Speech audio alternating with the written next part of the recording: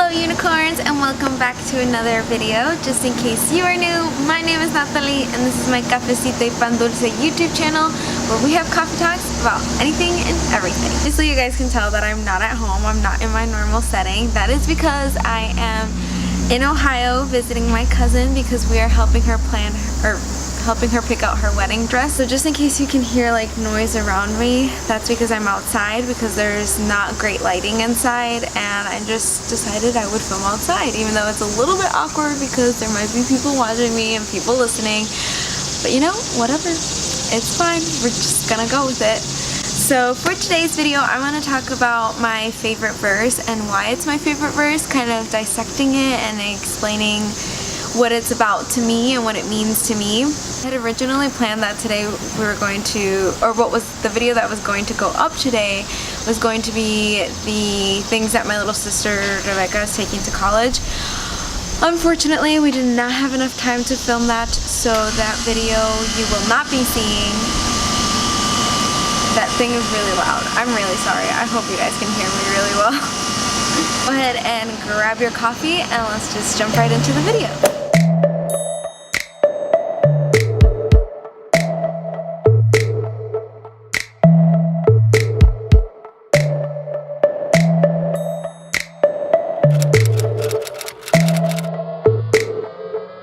First of all, let's begin with a little story behind it. I just remember one day my mom told me to I was struggling with something. I don't remember exactly what it was, but she told me to randomly open the Bible and that the verse that it popped open to would be what God was trying to tell me. And I tried it a few times and it didn't work. I was like, this is completely irrelevant to my life. And then I tried it another time, and this one time I opened it up. It was probably 2 in the morning. I opened it up and it opened up to Isaiah chapter 43, and I read the verses on there and it just spoke volumes to me. Everything that I was feeling, it was speaking to it and complimenting it and encouraging me, and just it was perfect. So that is how I found it, and then ever since then I was like, oh my goodness, sometimes God just speaks to you exactly when you need it. So that is the story behind it. Now to talk about the verses. It's Isaiah chapter 43. It's verse 1 through verse 3, but it kind of starts in the middle of verse 1 and ends in the middle of verse 3. So this is what it says, and this is in my Bible, which is the Christian Standard Bible. It's the She Reads Truth version, this huge one right here, but I have it written down. So it says, "Do not fear, for I have redeemed you. I have called you by your name. You are mine. I will be with you when you pass through the waters, and when you pass through the rivers, they will not overwhelm you.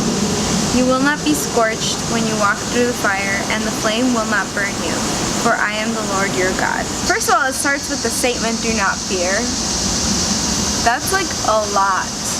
The word fear and just the phrase "do not fear" carries a lot with it. You have to start thinking about what are you afraid of, what stresses you out, what makes you sad, what are you sad about, what are you what is keeping you in this hole of depression, or what is giving you this anxiety, what is bringing you down, what is blocking that relationship with you and God, or just what makes you uncomfortable. Just like everyone else, you're gonna have this huge list of things that make you anxious, scared, mad, sad, depressed, and all this other stuff.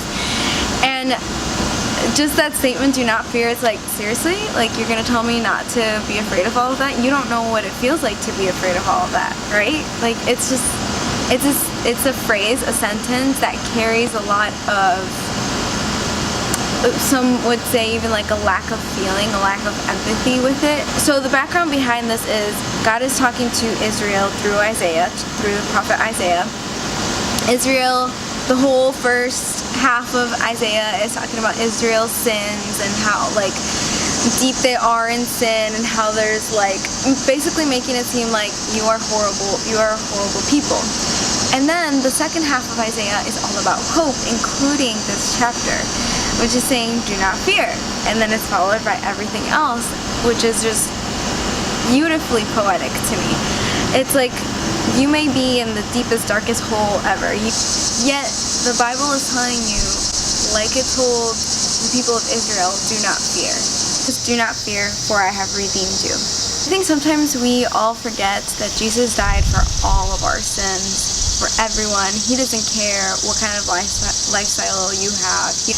He doesn't care who you've loved, what you've done, what baggage you're carrying with you, what sins you've committed. Like, he has redeemed you, and that is the reason why he's telling you do not fear, is because he has redeemed you. He has this in control. Like, he has you in his hands. He knows your whole history. He knows everything you've done, and he's still telling you to just trust him. The statement of do not fear is telling him, trust him.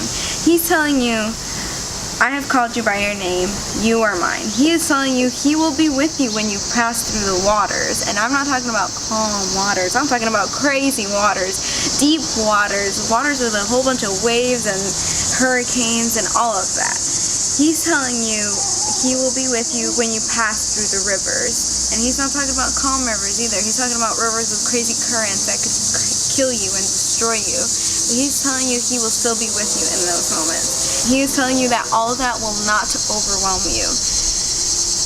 And some people might take it literally, like, but it's overwhelming me. I think what he's trying to say there, though, is just telling you, like, it's not going to end you. He's going to be there with you. It's going to shape you into the person he wants you to become. Why? Because he is the Lord your God. If you trust him, all of that follows. If you trust him and you learn to trust him, you will not fear. You will not get burned when you walk through the flames. You will not get destroyed or overwhelmed when you walk through crazy waters. When you walk through crazy stuff in your life, when like you feel like every single bomb that you can think of, every single thing that you could possibly be afraid of is being thrown at you, that's when he's telling you to trust in him. That's when he's telling you to trust the process that he's putting you through.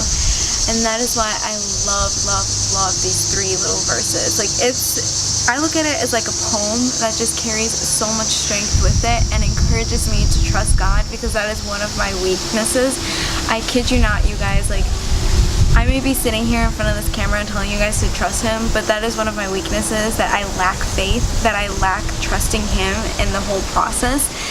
And I work on it and I remind myself, and these verses help remind me that I have to be able to trust the process. The whole troubled waters, the whole flames that I'm walking through, the entire fire, the entire problems, the entire anxiety that I'm walking through isn't the end.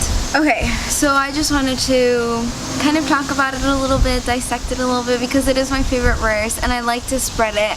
Whenever people ask me what my favorite verse is, I always say that one, and I don't know, it's just, I think it's a beautiful few verses, a beautiful poem, a beautiful reminder, and it's hard to hear. I'm not telling you it's easy to hear. It's hard to even want to open up the Bible and remind myself of those verses when I'm going through something hard, when I feel like I'm being overwhelmed, when I feel like I can't trust God and I don't know what he's doing. It's hard to do. But I think that even just like remembering it, even though we want to shut it out, even just remembering it, knowing about it, remembering that do not fear, for I am the Lord your God. That's powerful, even in moments when you don't want to hear that and when it's super hard to hear that. I think it's also a very hopeful few verses, and I just wanted to leave you guys with that. So I hope that you guys enjoyed watching the video, found it encouraging, hopeful, positive, and it helps you guys get through anything that you're going through. Don't be afraid to like even just communicating with God when you're not trusting him. Even when you're just like, seriously God, like why would you do this to me? Even if you're angry with him, like talk to him and remind yourself that he is there listening, trying to break down the walls just as much as you are, or just as much as you don't want to. Like he's still there trying to break down those walls. Okay, so I will see you guys next time. I love you guys so much, but remember, God loves you more, and I'll see you guys in my next video. Bye!